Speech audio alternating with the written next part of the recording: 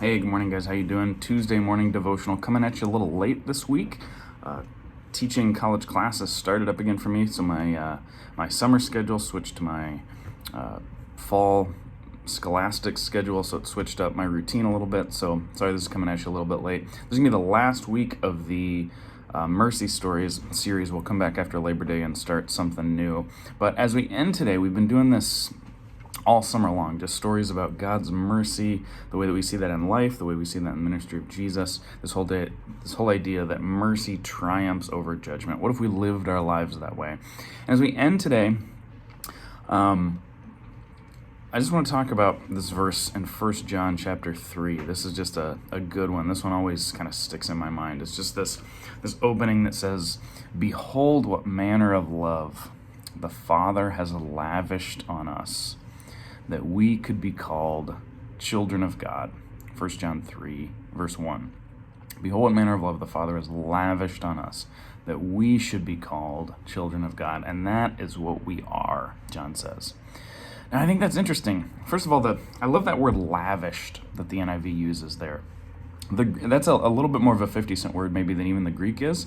The Greek is just a form of didomi. It's didoken, which just means to give, right? Behold what manner of love the Father has given to us. But I kind of like that the NIV kind of spices it up there a little bit. Kind of this view that when God gives love to his children, he doesn't just give love to his children. He lavishes love upon them. I really think that's an interesting word choice there. And it's just really pretty. But you want to talk about mercy. God's love for us, God's love for humanity. Now, guys, I know how selfish I can be. I know how dark I can be. I know I'm fully aware of my own broken humanity. You're probably aware of your own broken humanity. But just think about that while we were still sinners, Jesus gave his life for us. And the people who were gambling for his garments at the foot of his cross, he says, "Father, forgive them, for they don't know what they do," right? I mean, that is a mind-blowing experience, a head-exploding kind of experience, right? That the God of the universe is that capable of love. Behold what manner of love. Look at what manner of love. See what kind of love the Father has lavished on us, that we can be called his kids. Isn't that just crazy? So as we wrap this Mercy Stories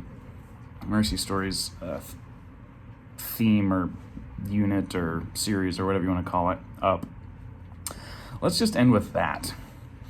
Mercy triumphs over judgment because that's the way God is. And that's the way God calls us to live. God has every right to judge us and hold us accountable for what we do wrong. And in some sense, he does.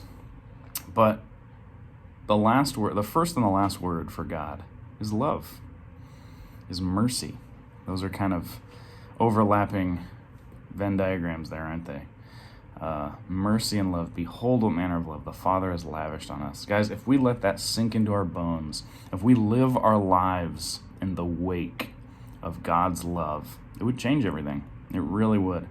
It would mess up our lives in this wonderfully beautiful kind of way. Think about how many of your insecurities would go away if you knew that the God of the universe loved you with an infinite kind of love, and you could never do anything to change that. Would that allow you to live more courageously? Would that allow you to live fearlessly? Would that allow you to trust yourself but trust God, trust the God in you in a new way? I think it would. So that's how I want to leave you today. Is just thinking about God's love and meditating on that. And whatever it is that gets in the way of letting us access that, let's shed it. Because, man, God wants you to know his love for him. He wants that to sink into your bones. And that's my prayer for you today. HolyLandVentures.net. If you want to come to Israel with me, check out the website, sign up for the newsletter. Hope you're all staying safe and healthy and happy and everything as you transition to fall. God bless.